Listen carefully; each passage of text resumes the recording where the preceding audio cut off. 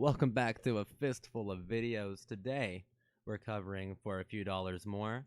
We're going to be covering Fistful of Dollars, For a Few Dollars More, The Good, the Bad, and the Ugly, Once Upon a Time in the West, and Once Upon a Time in America. We're going to do a good old exploration of Sergio Leone's most celebrated films.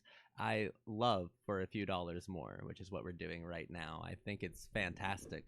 I think it's awkwardly underrated, only because the films that immediately follow it were like cinema changing and like life changing for a lot of people.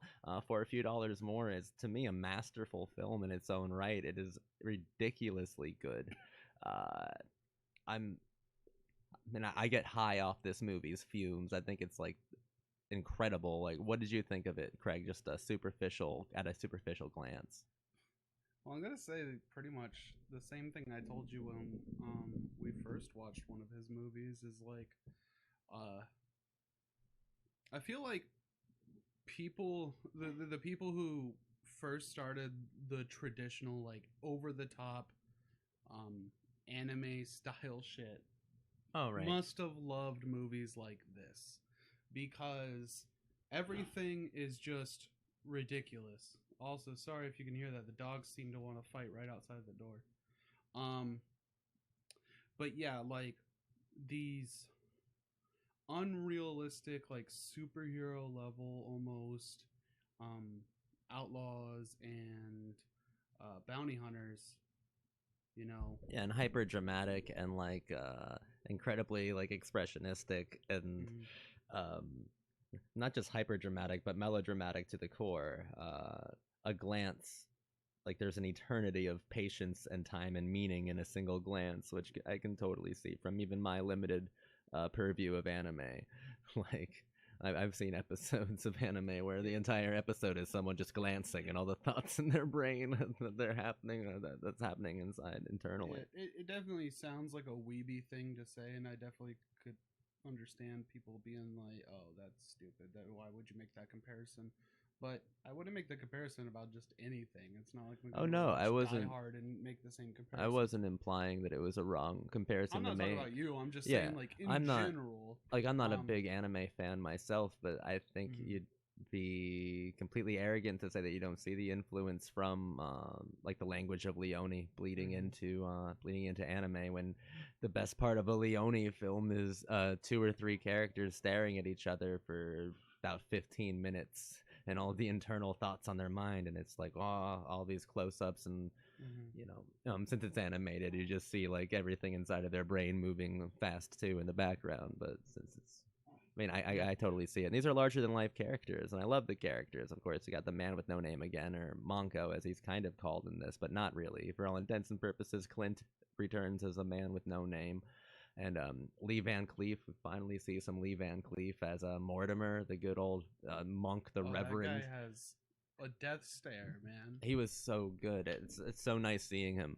Seeing him, he has a power to me like Clint Eastwood has. Mhm. But I think that they like engage with the each audience member in like a polar opposite ways. I think that Lee Van Cleef kind of like he emits completely different feelings than Clint Eastwood does. I perfect face, love him. But what makes the film really work for me is Gian Maria Volonti as Indio, the villain in this film.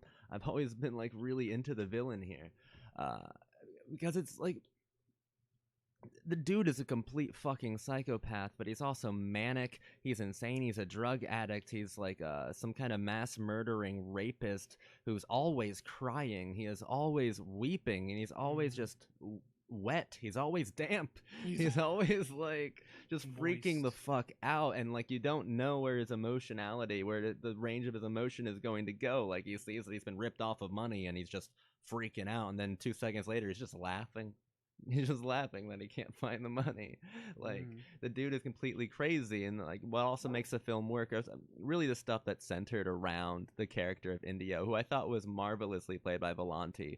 And even though I've read that Leone tried to like minimize Volante's role here. I mean, I still think that he comes out as like the most unforgettable quality of the film.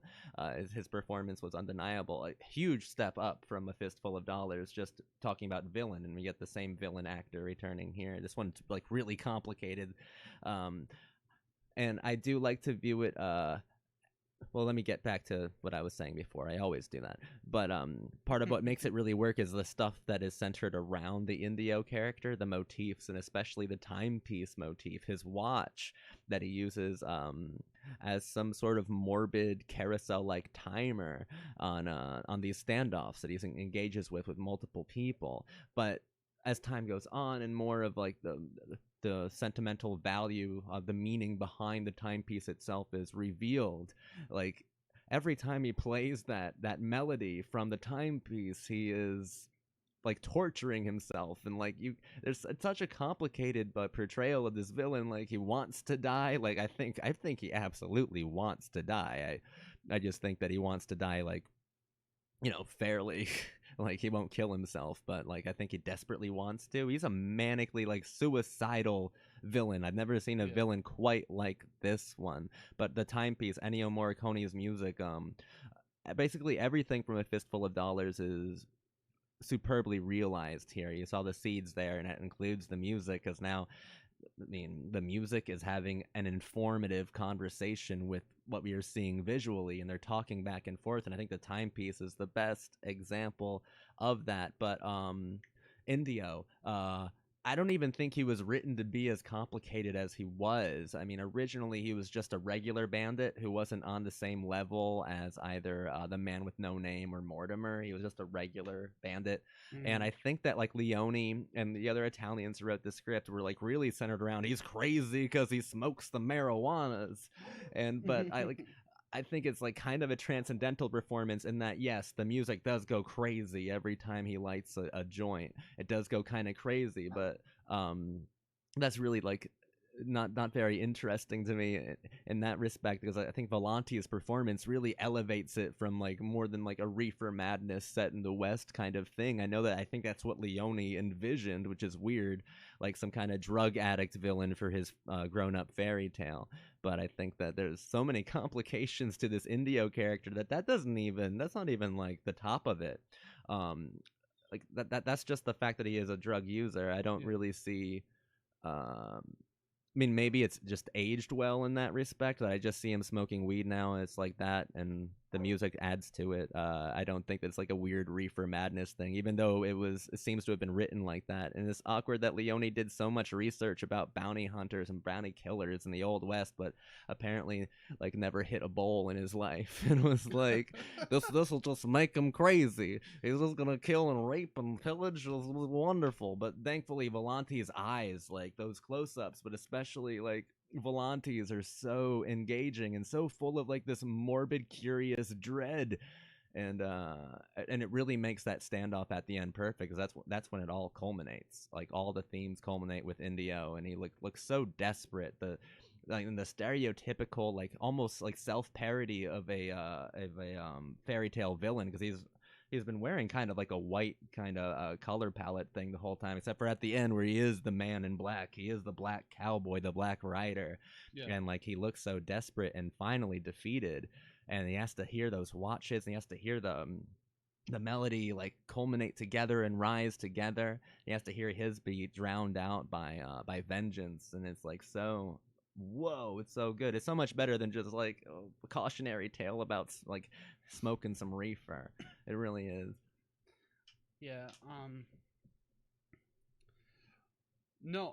And like you've said before, just the growth of his skill as a director from one movie to the next over just a course of a year. Yeah. I mean, and hell, just the fact that he made the movie within a year is very impressive. I even think it's kind of meta at the end. I think, well, like meta in a way that we wouldn't see again until Tarantino, like so many like decades later, when the Man with No Name is like counting up all the dead bodies to try to make sure he has the right amount of money, and then he goes he shoots one more guy, and he's like, oh, okay, so it adds up properly. And he's like, oh, just had some problem with my adding. I almost feel it's like a meta contextual moment where Leone is referencing his previous film of like, I had it, but I didn't have enough money. Yeah. But now there's no more problems with my adding. This is my clear, pure vision, and it's remarkable. Everything is better than it was in A Fistful of Dollars, and it might have to do with having more money. Yeah, But I it's a think also the experience as well. There are some things that only the editing room can really tell you, and I think that's really what informed Leone when it came to music, which is so important. And he used Morricone so much better than he did in A Fistful of Dollars. the way he incorporated the little watch, the chime or the little melody from the watch, and incorporated it right into the music, and then faded back into just the watch. Like that just set the mood perfectly every Mm-hmm. single time. He did it. I think about. I think he only did it twice.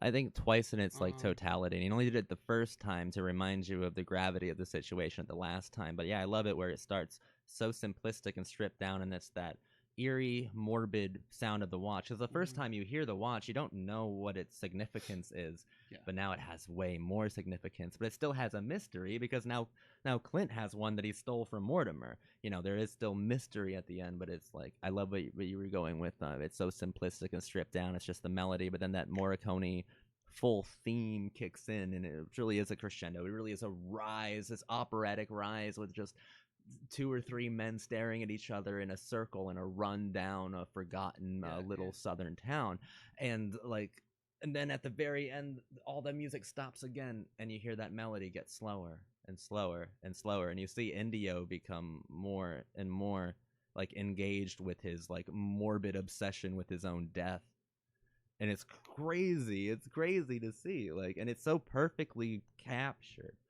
Like, yeah. I thought the Indio's got tears in his eyes at the end. Like he's that like desperate to fucking get shot. and there's so much thought put into the characters, even with like every shot, and I don't mean camera shot. I mean like every shot of the characters' pistols. Like it's almost as if that was an extension of their personality, and Oh, it was it was really meant to really be well that way. done. Because you see someone like you know the oh fuck, what was his name? The bad guy. Indio. Indio. So you see, like Indio, like he'll shoot someone dead and then shoot their dead body over and over Yeah, again he's a because psychopath. he gives no fucks. But then you see, He's a very passionate one. That's what's crazy. this man who's been after Indio for practically half his life because this man had violated and essentially killed his sister.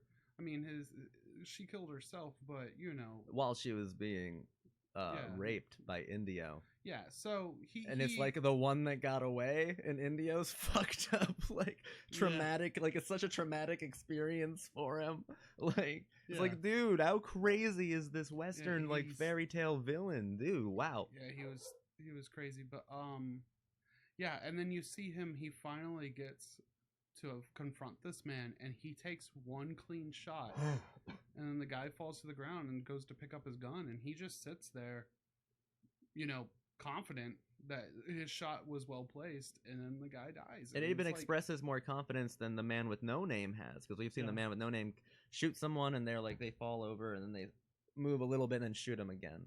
So yeah. it's more confidence than even Clint Eastwood's character had. Oh in yeah. this. Based off the way this movie was portrayed, I would definitely say, and I want to call him the Reverend. I don't care what his name is That's because fine. they Colonel. they called him like the Colonel. They called him the Reverend once, but I just really like the idea of that because the way his hat and all that sits, it feels perfect. I liked when Indio But called him the monk. oh yeah, Yeah, the bounty killing monk. yeah. Well, anyways, him. I always felt like he was way more dangerous than the man with no name. They almost made that clear when they had their little dick swinging contest, which is when they first actually met face to face, and they were Oh shooting each other's guns, and like, it.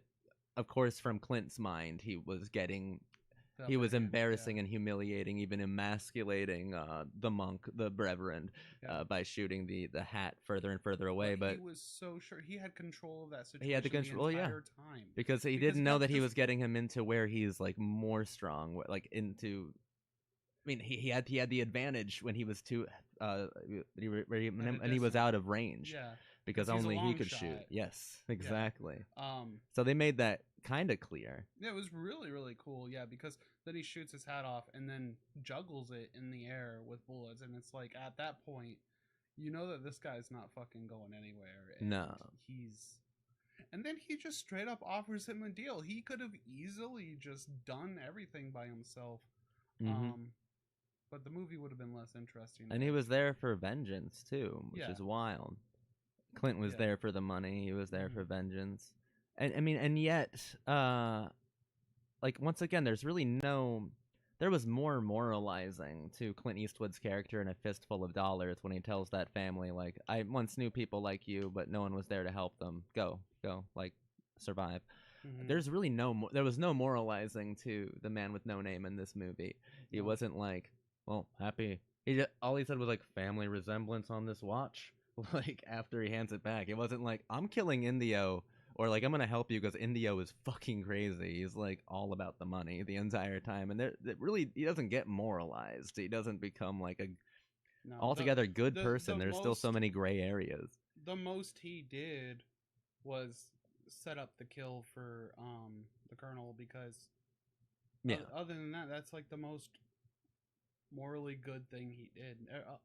and it was really just a fair standoff Yeah. too. It wasn't like he was gonna jump in if it didn't work. No, he just came in and made the fight fair because he knew Yeah. that that's what he wanted. Though he wanted that chance. He didn't want to just kill the man, in cold blood. He wanted to face off against this man and show him that he's weak. God, India was so sadistic in this. It was Mm-hmm. nuts. Absolutely nuts. And when he starts, like, I was more thrilled by his schemes than any of the bounty killers when Indio decides to, like, trick all of his gang members into being killed by the bounty killers. So it was like, Mm-hmm. oh, that's neat. And then you have that perfect shot of him, like, hearing all of his friends and, like, brothers or whatever being killed off by Mortimer and, the man with no name, and he's just lying there like that, like on the table, like looking at his little watch, smashing cockroaches and stuff. Like, so the framing in this is just impeccable. I think it is a masterful movie. Yeah, and he definitely like if you are watching this after watching our first video, I said that he had a bad sense of patience in the first movie, and he totally captured it this time. The first time that he really shows his understanding of patience is when he has that first standoff with the guy who threw him in jail.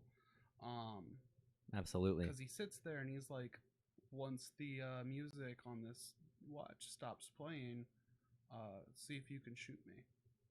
Yeah. And just the back and forth between these guys, watching this dude tremble because, he's got to sit there and look at the man who just killed his wife and baby. Yeah. And Oh, it's ridiculous, dude. I thought that India. I didn't even think he was going to go that far, but yeah, he totally went that The far. reefer. Saw the reefer. Yeah, dude. I was just, Dude. He was smoking the devil's cabbage. I love that the performance and at least the character was accidentally written so well that it's not just reefer madness. It is like absolutely pitiful madness. Like this dude is out of control. But yeah, the patience is there, and he didn't have the patience.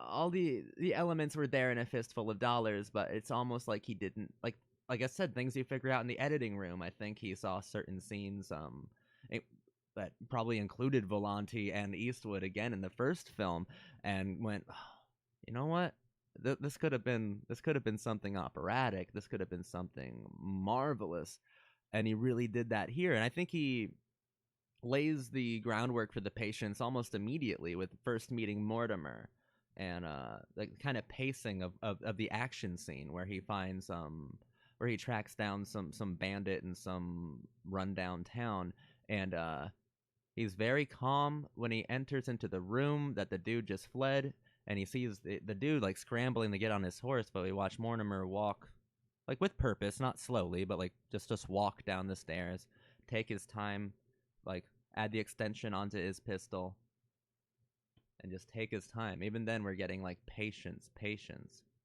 And I think he does it so well. I mean, this film is so stylized. The style is finally there. Even when we first meet Man with No Name, we have to watch him play a hand of poker first, and we have to watch all the glances like involved in that poker game. Like it's still very very all calm. of their introductions were fantastic. Because Oh I was yeah. even thinking like, the prison break scene, uh, for The first Indio. time we see Indio, he pulls down the blanket to show tears in his eyes. Like Yeah, motherfucker's just perpetually weeping about how insane he is and yeah, and vicious. no, but you see all these dudes like break this dude out of prison, and then he just kills this guy for no reason. Well, you see him take like you don't know what he's What? carving, but he takes it from him, Yeah. and it's a carving of the safe that they're going to rob from the It, bank. But like even then, it's like oof. what? What was the exact line? I can't remember. Adios amigo. It was something like it was obviously adios amigo, but it was Yeah, it was something like that. It wasn't audios, but he did say something else.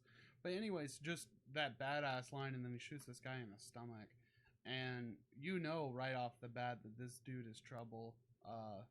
They really set it up as this is gonna be the main bad guy. yeah, not just Um, trouble, but like cruel and unfair, mm-hmm. unhinged, completely, perpetually, infinitely unhinged. He's like a tornado of a man. He really was. That's such a good villain. And I can't help but compare it to the villain he played in A Fistful of I Dollars, and think it's just pales in comparison. It's just the like so much best better here. scene, if you wanted to really get across who this man is, and you had to put it into one scene, it's when he tells that guy, "There's a horse outside. Let's see if you can get to it." And as soon as he starts running away, he shoots him in the back, Yeah. jumps up there, and just shoots him like 6 times while he's already dead. And then as soon as everyone runs out to see what happened, he just busts out into tears and freaks out and And the way flails he did against the it, because wall. he It's like, framed his like the gang member. He's uh like, huh. "This one's dead. Who did it? Look at the knife. It's Mm-hmm. my knife. It is, and it shouldn't be there, should it? Look, it shouldn't be there." Like you fucking psychopath. Love it, because he's just sitting there thinking about that time that girl he was raping killed herself. Dude, what is wrong with Indio? I've always wondered that. I love it. I love it so much. Indio's so good. And I remember the first time I ever saw this movie, I only saw like the last standoff, and it was like it was being broadcast on Turner Classic Movies, and I only saw the very end of it. And I remember, oh, I was very young, and I probably didn't exactly know who Leone was. And I remember the timepiece. I couldn't forget that they timed the standoff to a watch, and I was just shocked when I finally found it, like so many years later, that because it was a haunting thing, and I only saw the ending, and I remembered Indio's face. Like I remember like how like sincere and crazy it was. The bad guy was the one who was weeping, and the good guy was the one who was just this calm and collected and without mercy. Neither of them had mercy, but at the same time, that's still quite a gray thing to kind of like capitalize on and celebrate within a heroic character. But these are fairy Mm-hmm. tales for grown-ups, and like thank God for movies sometimes, man. Because I've been feeling a lot of pain in the old heart, but like you get really good movies like these, and things are okay for a second, there is a productive power to movies that make you feel good, and I think that for a few dollars more is like just amazing entertainment that has a lot of artful mastery. Especially for a few dollars more is just incredible to watch. I think it's wonderful, and the progression, like he's a master now. He wasn't a master on A Fistful of Dollars. He's a master now, though, and we're gonna see his opuses soon. We're gonna go for And Good, the Bad, and the Ugly, and the Two Once Upon a Times. I personally love how when you're watching these movies, you know everything is staged. Like it's obvious that everything is staged, and Mm-hmm. Well, it's that's so stylized to be yeah, contrived, but that's on purpose. It's so yeah, and good. that's what I'm saying. It's like with if he tried to go for a more realistic vibe, it would just take away a big part of the charm because as you said a million times by now, this is a fairy tale for grown-ups and it has to remain that way. Hmm. Everything needs to be colorful and over the top and just Extremely kinetic. yeah, Like like yeah, uh, there are brilliant examples of cross cutting, of like almost like Soviet style cross cutting in this film when Mortimer is looking, and like it all makes sense now in retrospect, right? Because we know Mortimer's attachment to this Indio fella. yeah. When Mortimer first sees the wanted sign for Indio, where he's laughing like a fucking crazy clown, Mm-hmm. like for some reason, and when he first sees the wanted sign and it crosses like so fast, so fast, so fast in between them, it's like almost enough to make Eisenstein foam at the mouth. It's nuts. It's nuts. Everything, like you said, is hyper stylized and hyper Yeah. kinetic, and that's for a complete purpose. And I say it 1,000 times that these are fairy tale for grown-ups because that's absolutely, I think, what they were intended to be. I think those were. I mean, I know for a fact those were Leone's intentions with these films. I mean, the Western, the all of the archetypal qualities of Westerns are kind of like universal in their own way, especially within the American character, and maybe the universal human one as well, considering that Leone was Italian himself. But even then, he made stories that were obsessed with American sensibilities.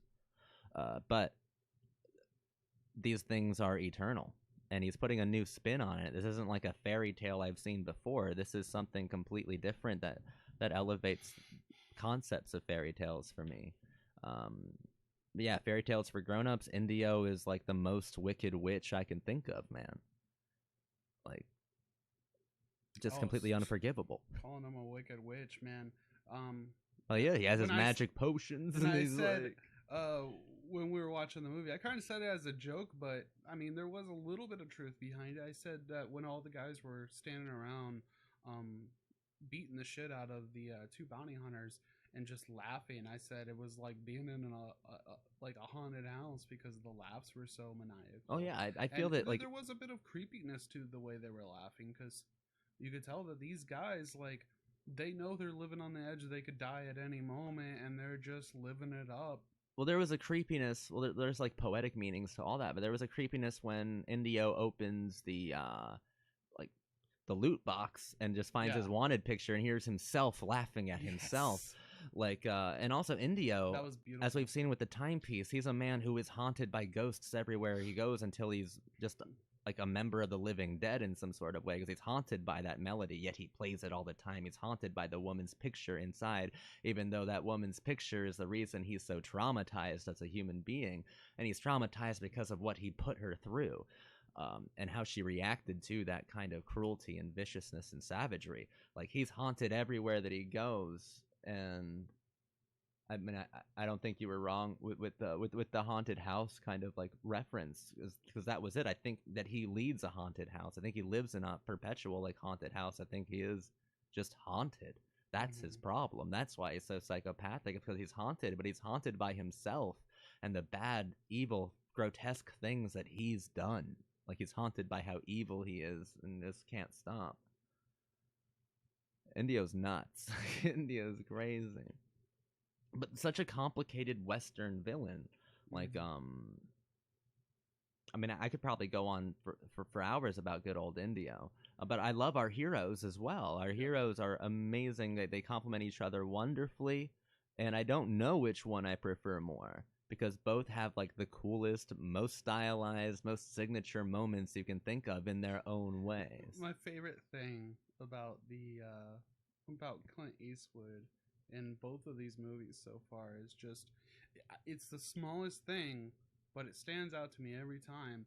Like when he grabs his his cigarette or his cigar, and he bites a little end off of it and then just slowly spits it out, and then he takes a toke off of it. It's like for some reason that's so iconic for me. Oh yeah, yeah. Um, and that's the best way to put Clint Eastwood's acting in both of these movies so far. And you guys have to remember these are the first Clint Eastwood movies I've seen.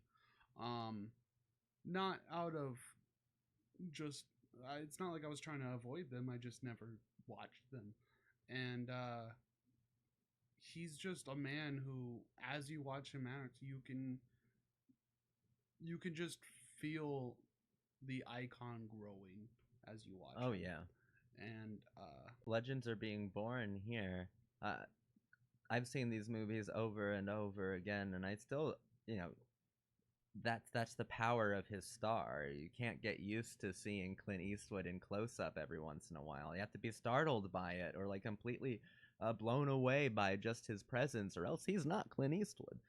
You mhm. know, like he had something that no one else did. I mean, stars do have um, an indescribable appeal because they describe the what's impossible to describe, the what you can't be articulated, Yeah. and that's what legend is, and that's where you get it from Clint.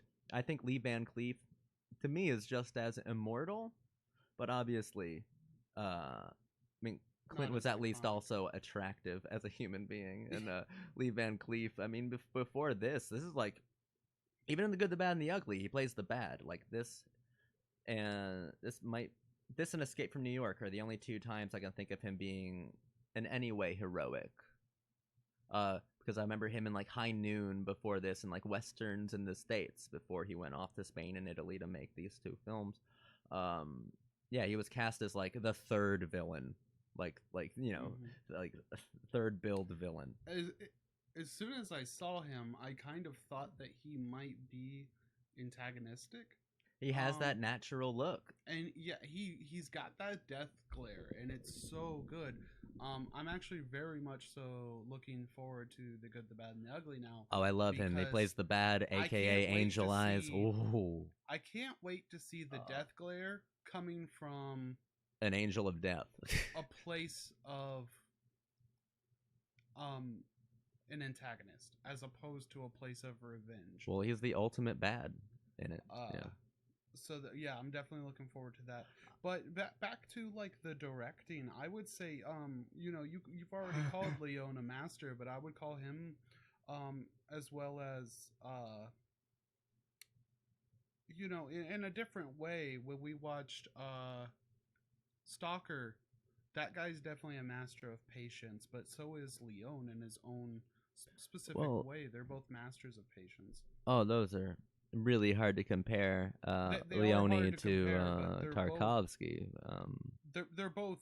I But I'm probably wouldn't saying like want they're to. both masters of patience in their own rights. Yeah, but like, Um, but yeah, even though their versions of patience are incomparable, yeah, it's just I completely. didn't want to call Leone a master of You can also patience call without. like Bergman, Antonioni, and Fellini masters of patience. Like, Yeah. patience is just something that you learn, a tool when you are a master. All these people I just named use them. Kubrick, they all use them for different like Mm-hmm. purposes. There's nothing about Leone's patience that is similar to Tarkovsky's. Just patience is a tool that every master Okay. needs to understand. I guess that's fair. Yeah. Yeah, I mean, you couldn't name a single master who didn't understand how to use patience and how to have the confidence to use it in an exaggerated way to get some kind of larger than life feeling from it. Mm-hmm.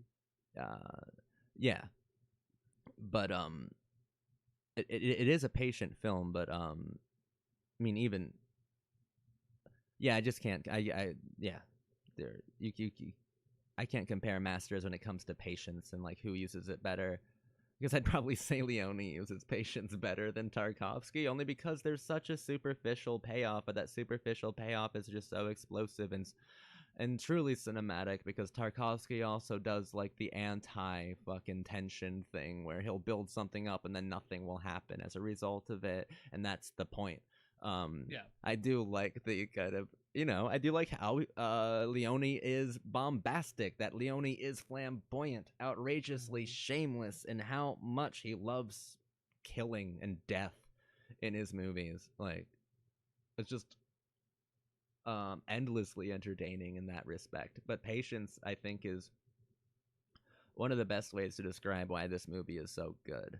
It's a morbid patience because that Morricone's motif for the watch that Indio is haunted by, that elevates it into something once again like an indescribable thing, because there's so much dread accompanied with that watch, but then we add Mortimer's vengeance to it and it just transcends.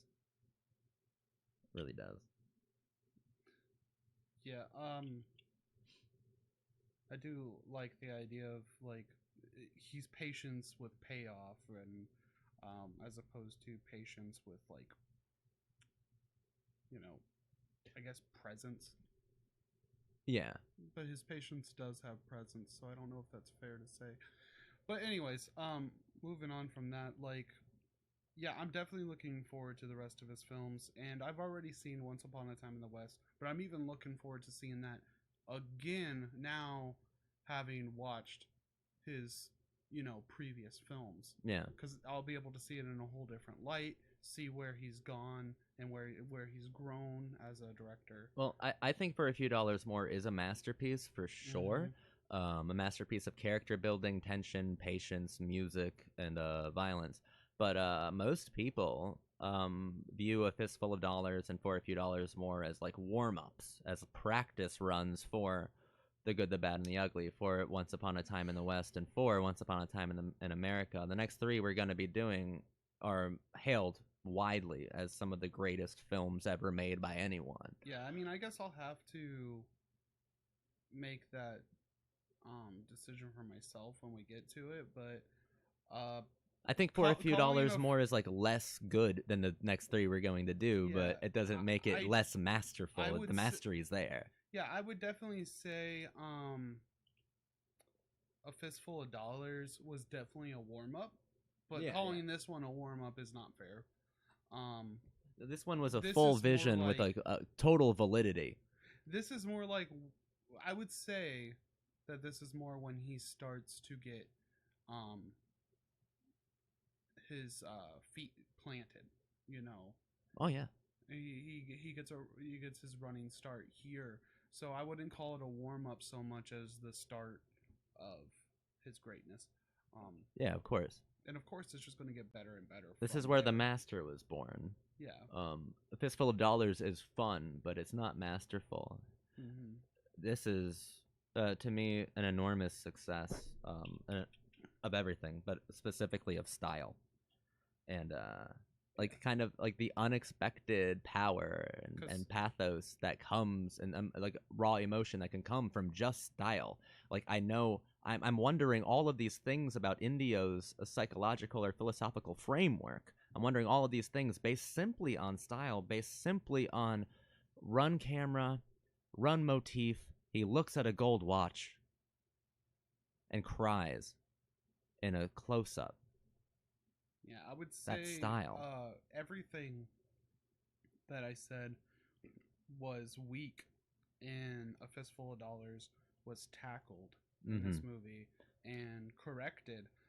The only thing, because from what I remember from Once Upon a Time in the West, and then I compare that memory to having just watched this, I would say that his character building was miles better in Once Upon a Time in the West, but it's not to a point where I would say that his character building was bad in this film. It's just it's like comparing, you know, Stalker to For a Few Dollars More.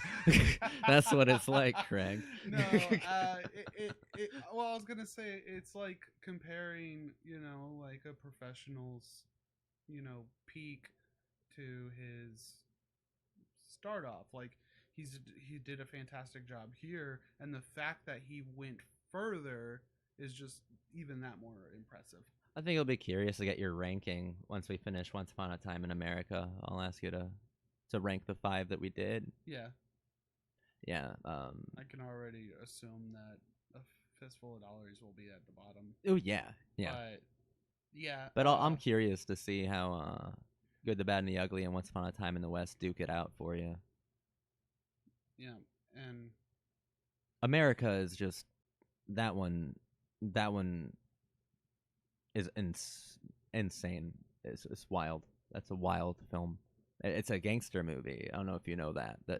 The last one we're doing is a mob movie that Sergio Leone made with Really? with De Niro, yeah, and James Woods. Huh. I don't know if you knew that. It was No, I thought it was another cowboy movie. no, it's like so crazy. It's fucking nuts. I can't wait to do that one. But I mean, I'm really glad you guys watched this video. Yeah, I'm happy that it's a mobster movie. You know I love those. Oh, yeah, it's so good, man. It's nuts. I can't wait to do that. But that's the very end, and it should be the very end. It's probably like the best final film ever. But thank you guys for watching this video. In the comments, are you a big fan of For a Few Dollars More? I don't think it gets the legitimacy, like the validity that it deserves. It's a full masterpiece in my mind. And that villain, Indio, holy fucking god, dude. That villain will stay with me forever. That's nuts. Jean Maria Volonté is insane.